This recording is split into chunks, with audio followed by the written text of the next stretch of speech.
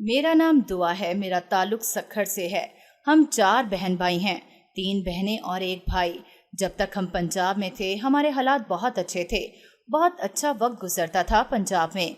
मुझे ऐसा लगता है कि वक्त वही था। मेरे वालिद और मेरे ताया हम सब एक ही घर में रहते थे। हमारे ताया खानदान के बड़े थे, सब फसलों का इख्तियार भी उनके पास था। मेरे ताया जो कहते सबको मानना पड़ता। लेकिन कहते हैं ना कि वक्त हमेशा एक सा नहीं रहता। मेरे वालिद बहुत गैर संजीदा और गैर जिम्मेदार थे। मेरी दादी को फिक्र थी कि एक बेटा इतना समझदार है जबकि दूसरा सारे खानदान में आवारा गर्द मशहूर हो गया है। मेरे ताया बहुत मेहनती और सबका ख्याल रखने वाले थे। सब उनके इखलाक के गुण गाते थे। खानदान की बहुत सी लड़कियां उनसे शादी के ख्वाब देख रही थी। मेरी दादी भी अपने बेटे पर फख्र करती और कहती कि मेरी बहू तो वो होगी जो सबसे अलग नजर आएगी। मैं किसी आम सी लड़की को बहू नहीं बनाऊंगी। रिश्ता देखने शुरू किए तो दादी ने लड़की का मेयार और बुलंद कर लिया। अब उन्हें कोई सरकारी टीचर ही चाहिए थी, क्योंकि उनका बेटा पढ़ा लिखा था तो किसी उज्जट को लाकर उसकी जिंदगी खराब नहीं करना चाहती थी। लेकिन किस्मत को कुछ और ही मंजूर था। किस्मत भी हमें देख रही होती है कि हम क्या कर रहे हैं, और फिर जब वो अपना आप दिखाती है तो हम अक्सर झुटला देते हैं और अक्सर किस्मत का लिखा समझ के खामोश हो जाते हैं। मेरी दादी की एक भांजी जो बेवा थी, एक बच्चा भी था, उसके लिए खानदान वाले इसरार करने लगे। वो खूबसूरत भी थी और पढ़ी लिखी भी, लेकिन मेरी दादी को लगता था कि उनके काबिल बेटे के लिए अब तलाक याफ्ता या बेवा ही रह गई हैं। उसे तो एक से बढ़कर एक लड़की मिल सकती है। एक दिन मेरी दादी के भाई और कुछ खानदान के लोग आए और कहा कि ये नेकी है, बच्ची जवानी में बेवा हो गई और खानदान में कोई और इसके जोड़ का नहीं है। सारी उम्र घर तो नहीं बैठा सकते, और फिर इस्लाम में भी इजाजत है दूसरी शादी की। तुम इस बच्ची को बहू बना लो, अल्लाह भी राजी होगा और तुम देखना सारी उम्र तेरी खिदमत करेगी। सब जानते थे कि वो लड़की ज़ैनब बहुत अच्छे इखलाक की सुलझी लड़की थी, लेकिन मेरी दादी ने कहा, तुम सबसे मेरे बेटे की तरक्की बर्दाश्त नहीं हो रही। तुम लोग जलते हो सारे इससे और चाहते हो कि इस लड़की का मनहूस साया अब मेरे बेटे पर भी पड़ जाए। मैं ये नहीं होने दूंगी। मेरी दादी ने इन लोगों से कहा कि चले जाएं उनके घर से। उसी वक्त मेरे ताया घर में दाखिल हुए तो इन लोगों ने वही बात मेरे ताया से की। मेरे ताया सोच में पड़ गए। मेरी दादी मना करती रही, कोई ज़रूरत नहीं तरस खाने की। इन लोगों को अपनी भांजी नजर आ गई। जब मैं 2 यतीम बच्चों के साथ अकेली रहती थी तो सब मुझ पर तोहमतें लगाते थे, मुझे खानदान से निकल जाने का कहते थे। आज मेरे बेटे जवान हो गए तो अपनी बेटियां इनको नजर आने लगी। मैं ये होने नहीं दूंगी। मेरे ताया ने मेरी दादी से कहा कि इस सब में ज़ैनब का तो कोई कसूर नहीं। मेरी दादी ने हैरानी से मेरे ताया को देखा जो कह रहे थे कि उन्हें ये रिश्ता मंजूर है। मेरी दादी ने मेरे ताया से बोलचाल छोड़ दी, अकेली कमरे में पड़ी रहती। उन्हें यकीन नहीं आ रहा था कि उनका काबिल और फर्माबरदार बेटा उनके हुक्म अदूली कर गया। और फिर एक शाम मेरे ताया ज़ैनब से निकाह करके उसे घर ले आए, इसका बच्चा भी जो ताया ने अपनी गोद में उठा रखा था। मेरे ताया ने मेरी ताई से कहा कि अम्मा को सलाम करके आओ, लेकिन मेरी दादी ने उन्हें देखकर मुंह मोड़ लिया। मेरी दादी अपना खाना अलग बनाती, ज़ैनब से भी बात न करती और उसे अपना कोई काम भी न करने देती। ज़ैनब उनकी किसी बात का बुरा न मानती, सारा दिन घर के कामों में लगी रहती। मेरी दादी उससे मनहूस कहती जो अपना पहला शौहर खा गई और अब उनके बेटे की जिंदगी बर्बाद करने आ गई। दादी ज़ैनब के बेटे जहान को भी सारा दिन बातें सुनाती, उसे मनहूस मारा कहती, किसी चीज़ को हाथ न लगाने देती। वो 2 साल का बच्चा, उसे कौन सा समझती। वो वही काम ज्यादा करता जिससे उसे मना करते। एक दिन ताया घर आए तो बहुत परेशान थे। मेरी दादी को बताया कि दुकान पर चोरी हो गई। मेरी दादी ने कहा कि ये सब इस मनहूस की वजह से हुआ है, जब से आई है सब कुछ जा रहा है। मेरे ताया कहते हैं कि उस दिन मैंने सोच लिया कि मेरी माँ की सोच नहीं बदलने वाली, इसलिए आज से इनसे कुछ कहना नहीं, ना नुकसान ना फायदा।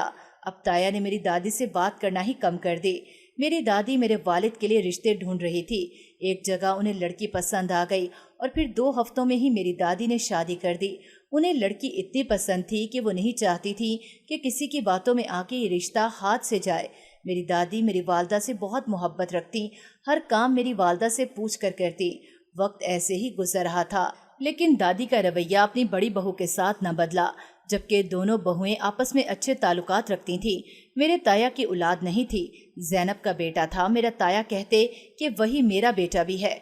میری دادی کو یہ بھی دکھ تھا کہ ان کے بیٹے کی اولاد نہیں ہے۔ دادی ہم بہن بھائیوں سے بہت محبت کرتی۔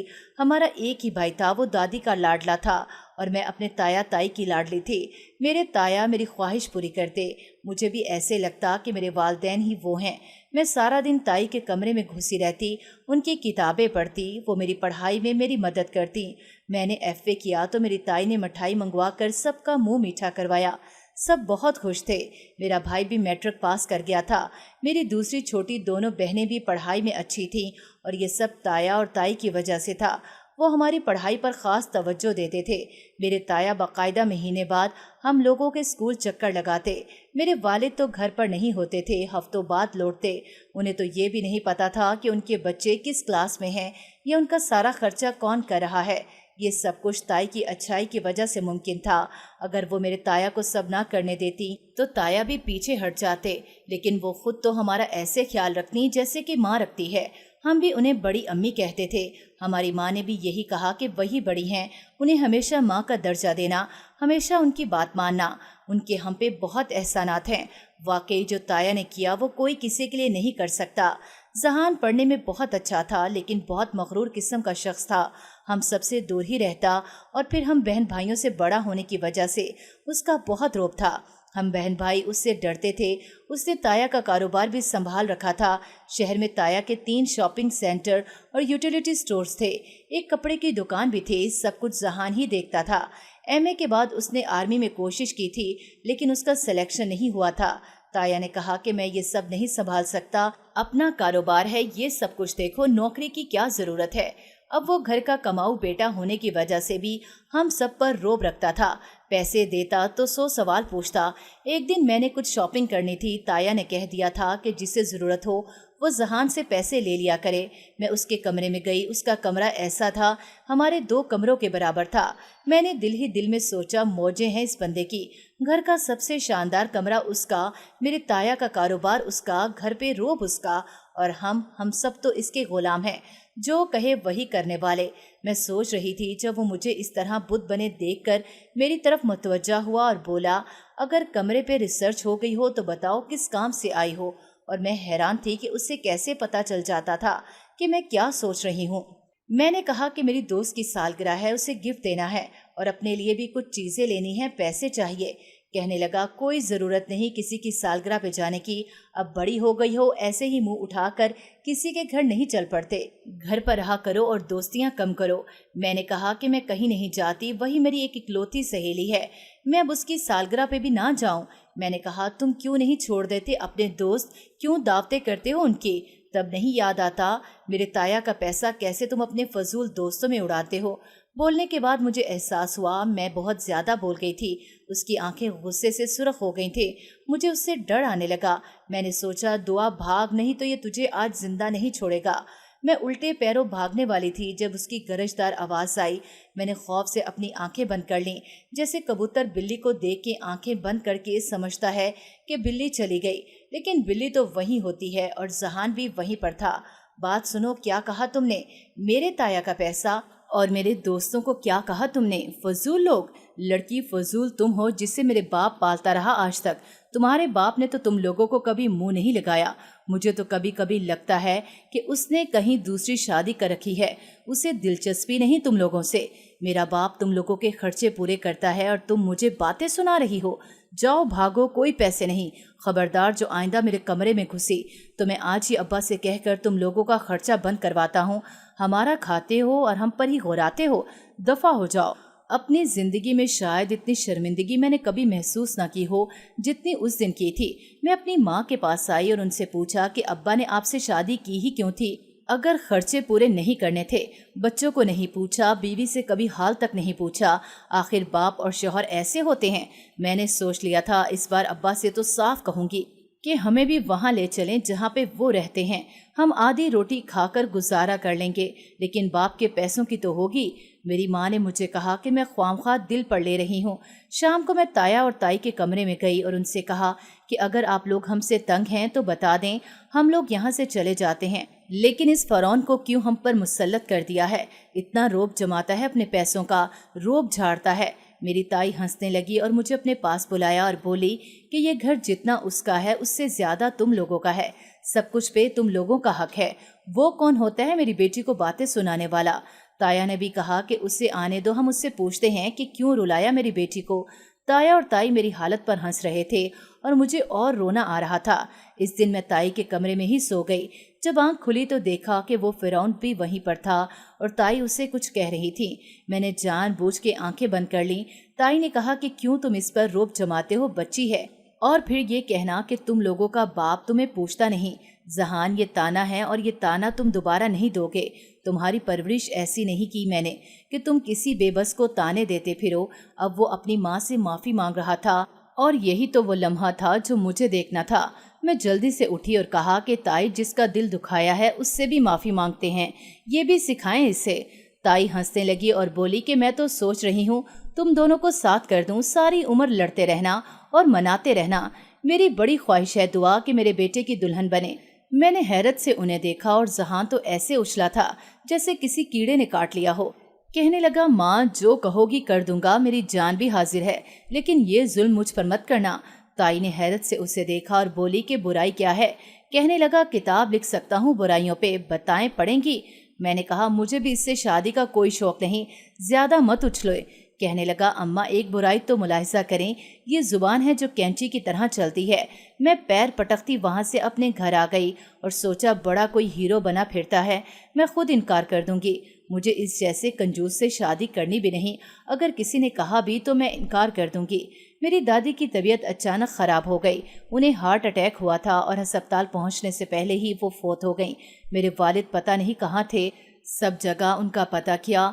जहान ने उनके जिस जिस दोस्त का पता था सबसे पूछा, लेकिन उनका कहीं पता नहीं चल रहा था, नंबर भी बंद आ रहा था। इंतजार करने के बाद आखिरकार मेरी दादी को दफना दिया गया। सारे खानदान वाले बातें कर रहे थे कि कैसा इंसान है, कुछ बता कर नहीं गया। कुछ तो मेरी माँ से कह रहे थे कि तुम भी इसे बदल नहीं सकी। मैं सोच रही थी कि कैसा मुआशरा है, हमारे बेटों को सुधारने के लिए किसी की बेटी को बर्बाद कर देते हैं और फिर अगर बेटा ना सुधरे तो ये भी कसूर उस लड़की का ही है। हम बहन भाई जानते थे कि जब भी हमारी माँ हमारे बाप से ज्यादा पूछ कुछ करती तो कहता कि ये थाना है या घर, अगर आ ही गया हूँ तो पीछे पड़ गई हो। मेरी माँ ज्यादा पढ़ी लिखी नहीं थी, मेरा बाप उसे जाहिल औरत कहता। मेरी माँ ने पूछना छोड़ दिया। दादी को फौत हुए 2 दिन हो गए थे जब मेरे वालिद आए। मेरे ताया ने उन्हें गले लगाया और बहुत रोए और गिला किया कि माँ के जनाजे पे नहीं पहुंच सके। आखिर थे कहाँ? तुम ना बदले, माँ तुझे समझाते समझाते इस दुनिया से चली गई। मेरे बाप को सारे खानदान के सामने अपनी तौहीन महसूस हुई। कहने लगे कि इसलिए बातें सुना रहे हो कि तुम्हारा खाते हैं। मेरे वालिद मेरे ताया से लड़ने लगे और मेरी माँ से कहा कि माँ थी तो इस घर पर हक था, वो नहीं तो अब यहाँ क्या करना, सामान बांधो, हम यहाँ नहीं रहेंगे। सारे खानदान ने समझाया लेकिन सभी जानते थे कि मेरे वालिद जो कह देते थे वो करके ही छोड़ते थे। ताई और माँ बहुत रो रही थी, मैं भी ताई के गले लग के बहुत रोई। इस घर में गुजरे अच्छे दिन मैं कैसे भूल जाती, लेकिन जिंदगी में एक नया सफर लिखा था। अब्बा हमें सक्खर ले आए। यहाँ आके पता चला कि उन्होंने अपनी किसी दोस्त के बेटे से मेरी शादी तय कर दी थी। अम्मा ने कहा कि दुआ का रिश्ता जहान से करने को कहा था भाई ने, लेकिन अब्बा ना माने और मेरी शादी अपने दोस्त के बेटे से कर दी। ना ताया को बताया, ना किसी को बुलवाया। वो लोग तो जानते भी नहीं थे कि हम कहाँ हैं। मेरे वालिद ने मना कर दिया कि कोई भी उन्हें कॉल नहीं करेगा। मेरे वालिद मेरी ताया पर केस करने का सोच चुके थे, जायदाद में अपना हिस्सा मांग रहे थे। मेरा शौहर एक दर्जी था और कुछ लड़के शागिर्द रखे थे। अच्छी दुकान थी, लेकिन मुझे मेरा शौहर अजीब सा इंसान लगता था। सारी फैमिली ही अपने काम से काम रखने वाले लोग थे। मेरी सास अपनी बेटी के साथ अलग रहती थी। मैंने कहा कि हमारे साथ रहें, लेकिन कहती कि तेरे शौहर को तेरे घर आना पसंद नहीं किसी का भी। वो शुरू से अकेला रहा है, इसलिए हम लोग उसे तंग नहीं करते। गुस्से का तेज है, बर्दाश्त नहीं है इसमें, इसलिए हम साइड पर ही अच्छे हैं। मैं सारा दिन घर पे बोर हो जाती और गुजरे सारे दिन मेरी आंखों से बहते थे। मेरी सेहत पहले से गिरने लगी थी। मेरा दिल न लगता यहाँ, लेकिन मजबूरी थी। हम बेटियां बाप की इज्जत की खातिर तो अपना दिल भी मार देती हैं। मेरे शौहर के बारे में मशहूर था कि वो दर्जी जिस औरत के कपड़े सिलाई करता है वो हामला हो जाती है, लेकिन वो जल्दी किसी के कपड़े सिलाई के लिए लेता नहीं। मैं हैरान होती और हंसती भी थी क्योंकि मैं खुद बे औलाद थी। एक दिन नौकरानी से कहा कि तुम कपड़े सिलवाओ। उसने कपड़े सिलाए तो कुछ दिन बाद ही वो हामला हो गई और उसने घर जाने के लिए छुट्टी मांगी और गांव चली गई। मैंने एक दिन छुपा कर अपने लिए एक सूट सिलाया और जब पहना तो अगले दिन मेरे पैरों तले से जमीन निकल गई। मेरे जिस्म पर अजीब ही असरात होने लगे थे। मैं कमरे में जाती तो मुझे लगता कि कोई मुझे देख रहा है। मैं सोती तो लगता कि यहाँ कोई है। मैं सुबह उठती तो शर्माती रहती, जबकि शौहर भी कुछ परेशान था। मैंने उसे बताया कि ये सूट मैंने उससे ही सिलाया था, तो मुझे मारने लगा और बोला, तू मेरे काम में टांग अड़ाएगी, इसीलिए मैं शादी के खिलाफ था, लेकिन तेरा बाप मेरे बाप के पीछे पड़ गया और तुझे मेरे सर पर मुसल्लत कर दिया।